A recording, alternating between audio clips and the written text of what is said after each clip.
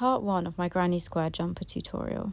For this project you will need a 4.5 crochet hook, a darning needle, some stitch markers, scissors. You'll also need cotton Aran yarn. So I'll show you how to create this large granny square. So you need to start with a granny square pattern, and I went with the petal burst granny square pattern. In this video I'm not actually going to show you how to create this because it will just be super long, and there's loads of YouTube videos on how to make these granny squares. I went around the granny square and did 7 rows of normal granny square stitch, but I'll show you how to do that. So you end without cutting the yarn, and then you chain 3, and basically this chain 3 counts as, so the first 2 chains counts as a stitch and the last chain counts as a chain 1, because we're basically going to go into each chain space and do 3 treble crochets, but this first chain space is actually a corner. So you want to do 3 treble crochets, chain 2, and then 3 treble crochets.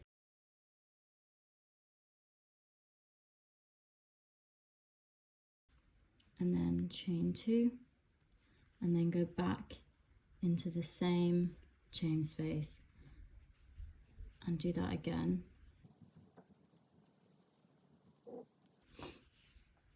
And then that's your corner. And then chain 1, and then do 3 treble crochets into the next chain stitch, and then chain 1, and then you basically want to do that all the way around until you get back to the beginning here. Okay, so once you've gone all the way around the granny square, and you get to the last chain 1 space where we did the 3 chains, you basically need to do 2 treble crochets into that space.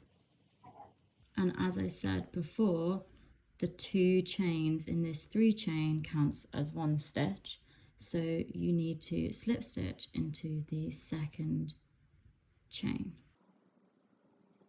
For the next round you need to only chain 2, because this counts as 1 treble crochet, and that's in this chain space, if that makes sense. So you need to then do 2 more treble crochets into that chain space, chain 1, and then 3 treble crochets, chain 2,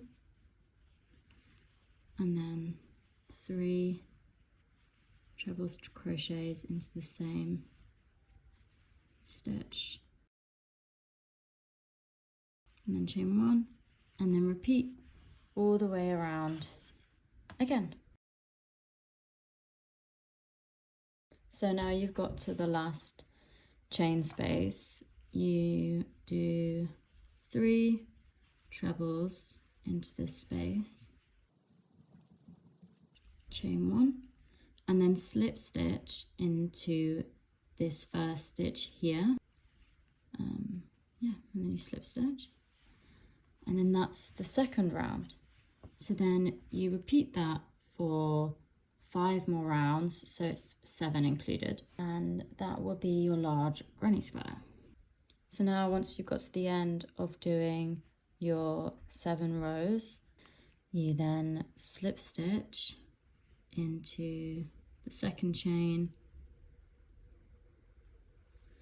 and pull the yarn through.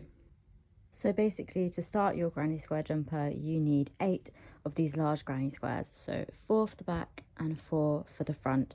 And what I did originally is I laid these granny squares over a jumper that I already owned for a size reference. Thanks for watching, and the next video will be out soon, and it will be all about the sleeves. In this video, I'll be showing you how to create the sleeve panels. So it will look like this once sewn together. Okay, so we will start with this top panel, which is the larger panel. And you basically need to start with a smaller granny square than the one that we had made for the body. And it's basically your granny square pattern and then 5 rows of normal granny square stitch. And then what we're going to do is build up the sides and then taper them in. Okay, so to start, you need to cut the yarn because we'll be starting from the end. So on the corner, you want to create a slip stitch or a stitch on your hook, and then you join it onto this corner here, and you want to chain 3. Now, because we're going to be going back and forth, this is basically going to count as 1 stitch and a chain 1, and that's what this edge will look like. So once you've chained 3, you want to do what we do normally with the granny square stitch, is do 3 treble crochets into the next chain space, chain 1, and then repeat until the end. So once you've got to this last chain space, this corner, you basically want to do 1 treble, and then we chain 2 and turn your work so it's on the wrong side, and we're going to go back over, and in this space we're basically going to finish off the 3 treble crochet in the space. So we're going to do 2 treble crochets, chain 1, and then go all the way back until the end.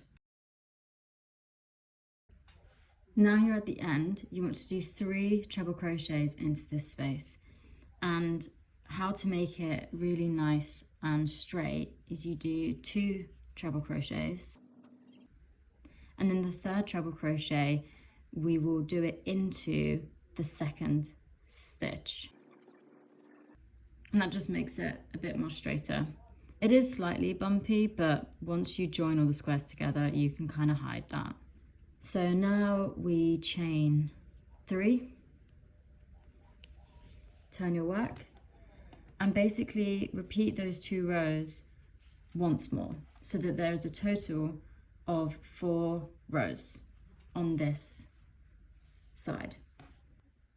So now you've got to your last row of doing the 4 rows on the side.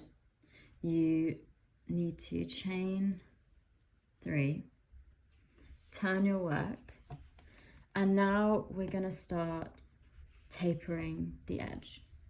So you want to continue doing the granny square stitch up until you have 2 chain spaces left. So now you have 2 chain spaces left. We're going to taper it or decrease into this chain space.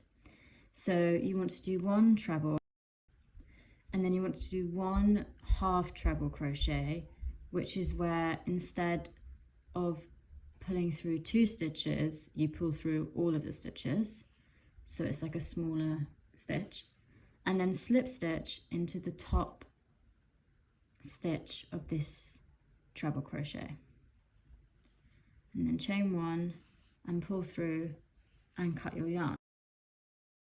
So now you have created 1 decreased row, and we want to repeat that for 3 more rows.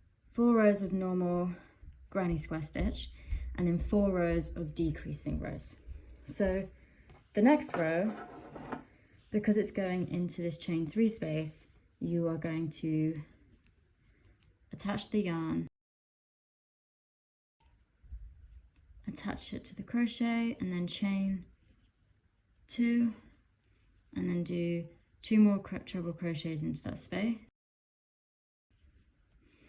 and then continue doing granny square stitch until you have 2 chain spaces left in the row. So now you have 2 chain spaces left in that row. You will do 1 treble crochet, 1 half treble crochet, and then a slip stitch into the first treble crochet in this row. Chain 1, pull the yarn and cut it. And now you will do that for 2 more rows. And in this next row, you will attach the yarn on this stitch here and chain 3 and then carry on your granny square stitch.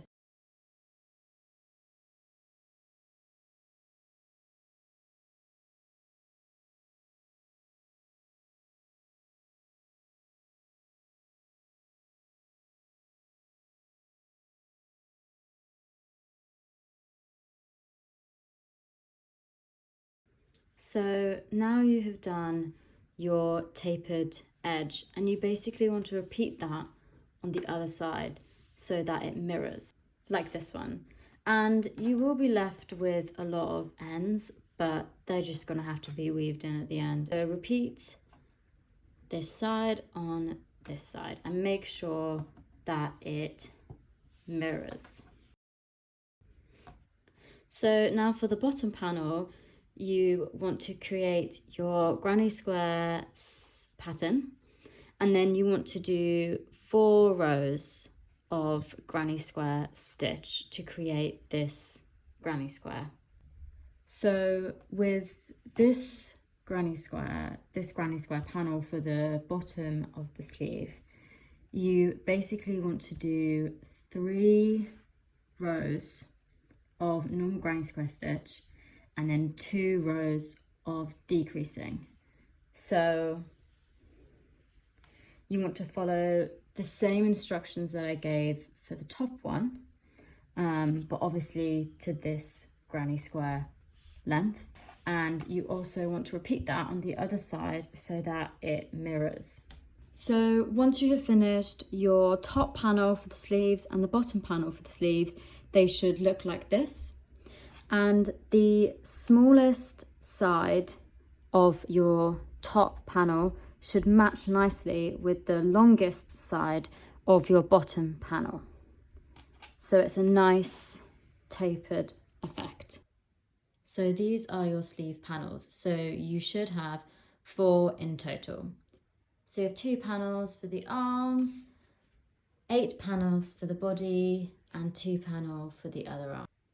In the next part, I will show you how to connect all of the panels and squares together. Part 3, connecting the squares together. So before you start, you need to make sure you have all of your granny squares. You need 8 body granny squares and then your 4 granny square sleeve panels. Now we're going to start with the back of the jumper, and we're going to connect these 4 large granny squares together, and you have to make sure that the granny squares are the right way round. So this is the right side and this is the wrong side. Now there's a slight difference, but to me it's really obvious, so make sure that when you're attaching all your granny squares together that they're all on the right side, not the wrong side.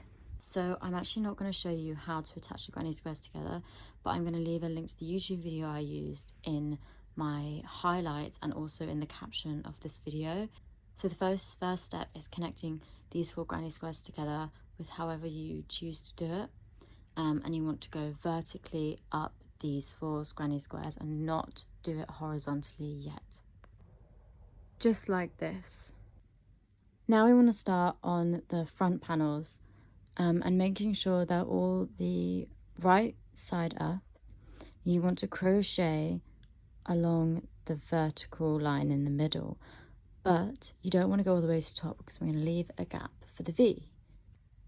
So you want to leave a 9 centimeter gap at the top and mark it with stitch markers like this. So crochet the squares together all the way up until your stitch markers like this. Now you're going to want to connect your front panel and your back panel together to create the neck hole. So you want to place stitch markers where you will be crocheting up to, and mine was 20.5 centimeters in, and yeah, and you want to crochet all the way along here like this. Now what you want to do is you want to connect the granny squares together all the way around the middle. So now the front panel and the back panel should be all joined together horizontally and vertically, and the sides shouldn't be attached. So the side should be left because we will crochet it together once we've done the sleeves, so it's nice and seamless. Now you want to crochet together the two sleeve panels like this. So now you want to attach the sleeves to the body. Now you want to fold the sleeve panels and attach a stitch marker in the top corner here. Now you want to attach the top corners to the body panels like this. Now place a stitch marker where the sleeve begins, so this will be the armpit. You want to make sure that the stitch markers are equal on both sides, and then you want to crochet together the sleeve panel to the body panel, starting at this stitch marker, matching it to the top, going all the way back to the stitch marker over here, just like this. So you've left this part of the sleeve open. Now you need to crochet up the side of the body and along the sleeve like this. So now you have crocheted together all of your granny squares and panels. In the next video, I'll show you how to create the collar. Part 4, the collar and finishing your jumper.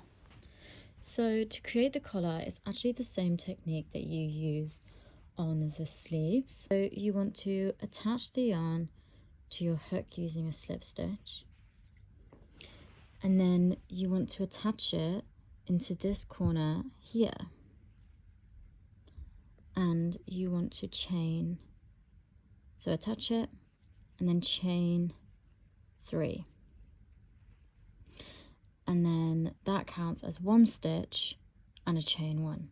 So then into these chain spaces you will do your 3 treble crochets, chain 1, and repeat until you get to the other side. So now you've got back to the other end. You want to chain 1 and then treble crochet into this corner. Now onto the next row.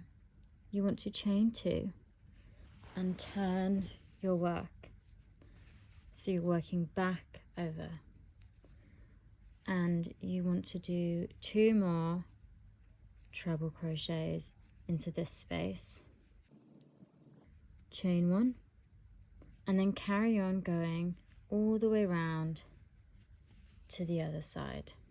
Now you've got back to the beginning. You want to do 2 treble crochets into this space,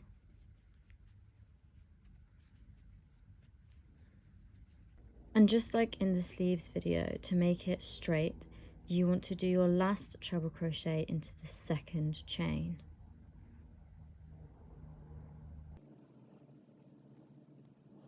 Now you want to chain 3. Now you want to repeat that for 4 more rows, so that there is 6 rows in total. So you've done 2 and need to do 4 more, so there's 6 rows in total. So it should look like this, and when you turn it down, it will become a nice collar for your jumper. Now you have finished crocheting your jumper, and all there's left to do is to weave in all the loose ends.